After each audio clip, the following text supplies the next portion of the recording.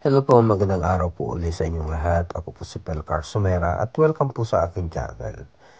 Ngayon po ay magluluto tayo ng simpleng spare ribs adobo in chili oil. So make sure lang mapanoorin hanggang dulo at sana po ay magustuhan nyo itong simpleng recipe na shinare ko sa inyo. God bless po sa inyong lahat.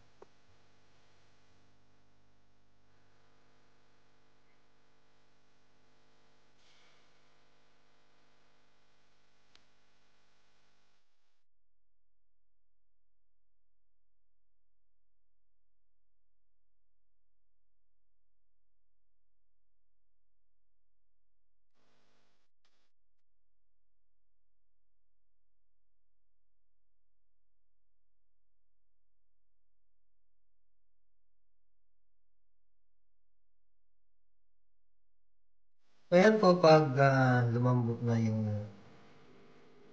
spare ribs, ito po uling gagamitin natin. Meron po akong chili oil, sibuyas ulit, tsaka bawang. So, yan lang po ang kailangan natin mamaya. So, ito po ang mga susunod natin ingredients. Meron po tayong small bowl of onions, another half of garlic, and 2 tablespoons of brown sugar, chili oil, tsaka sesame seeds. Ayan po ang panghimagas natin mamaya. Po, babalik mo dyan.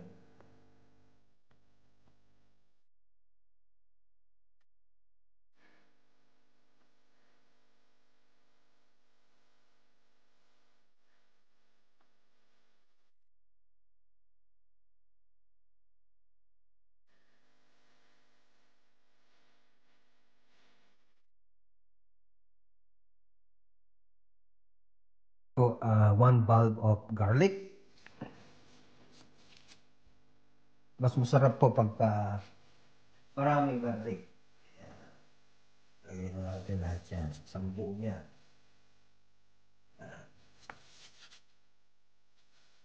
Lalagay po tayo ng 1 teaspoon na peppercorn.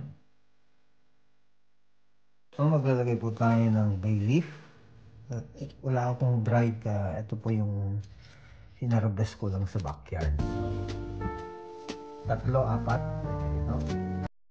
Tapos po half cup na Kikkoman teriyaki sauce, soy sauce. Pero kung wala po kayong teriyaki sauce, okay lang. Kahit na anong soy sauce po lagay natin. Po half cup din na ito po ay apple cider. So kahit na anong suka, ay half cup lang po siya. Ayan po yung apple cider na vinegar. So yung Kikkoman teriyaki soy sauce. Okay.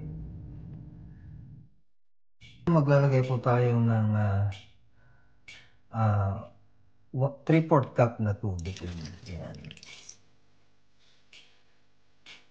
So, ihahalo natin. So, bali, mamarinate lang po natin ng half an hour. Okay na po yun. Pero kung gusto nyo 1 hour, okay lang para mas ma-marinate siya na maigi. Tapos po, 1 teaspoon na asin. So, pero kung kulang humamaya, kasi depende po sa inyo kung gusto nyo konting alat, nasa inyo po. Tapos, i-mix po ho natin ulit. So, mga half an hour lang to 1 hour. Depende po sa inyo. Ito po ay perfect na recipe na yung sauce niya. Tamtaman lang.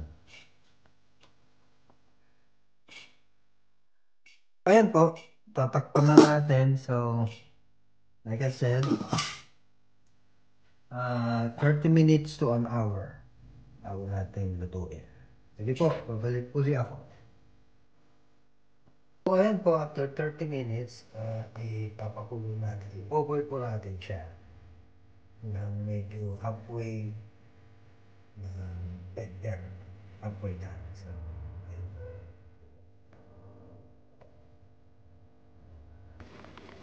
Tapos po, ihahalo natin.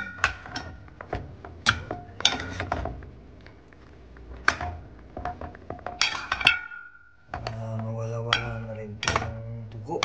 Ayan.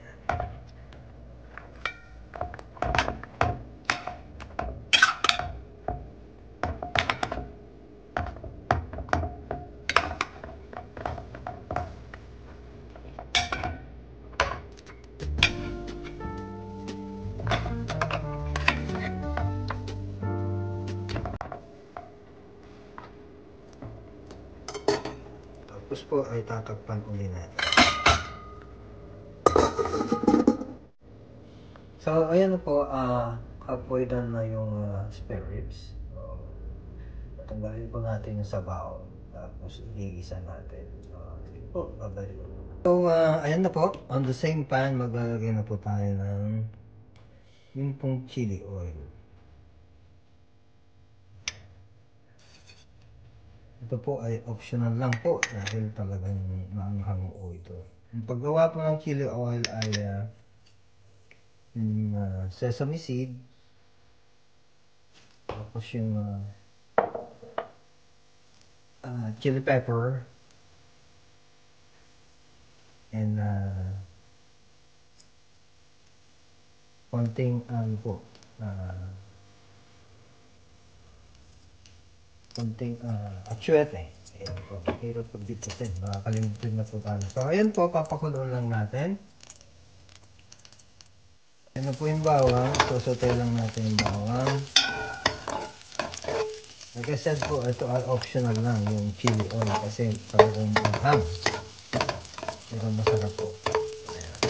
Medyo light brown lang po yung bawang. Sunod po yung sibuyas.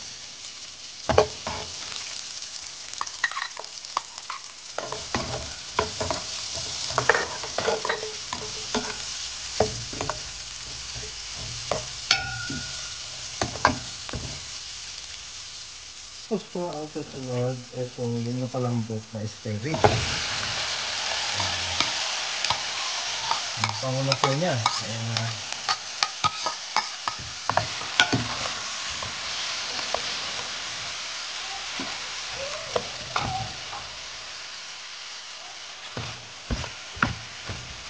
Ayan po, napakabango.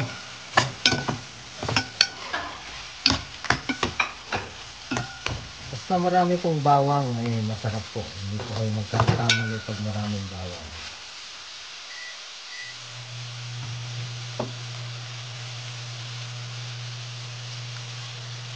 So yung susunod na yung pinagpakulan natin na sabaw. Ayan. Ayan lang po. Ngayon po lalagay na natin sa high. Takpan na lang po. Hanggang mawala na po yung sabaw.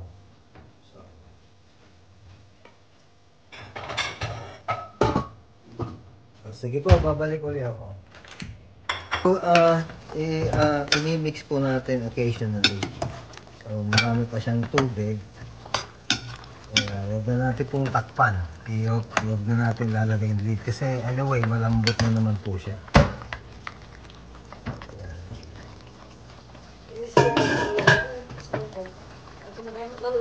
Ayan na po. Medyo nag-reduce na yung sabaw. Lalagyan na po natin itong brown sugar. Ayan. Nag-caramelize na po yung brown sugar para kumapit po yung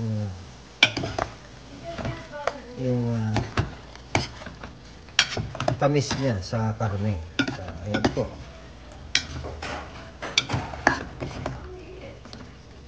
Ayan po.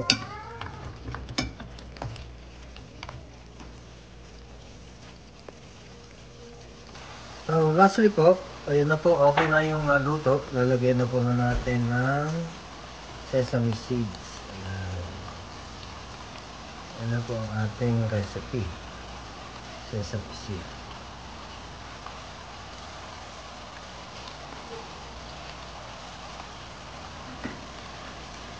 So, marami pong salamat po ulit sa inyong papanood at sana po ay nagustuhan niyo po itong spare rib chili oil in sesame seeds. Thank you po and God bless po sa inyo lahat.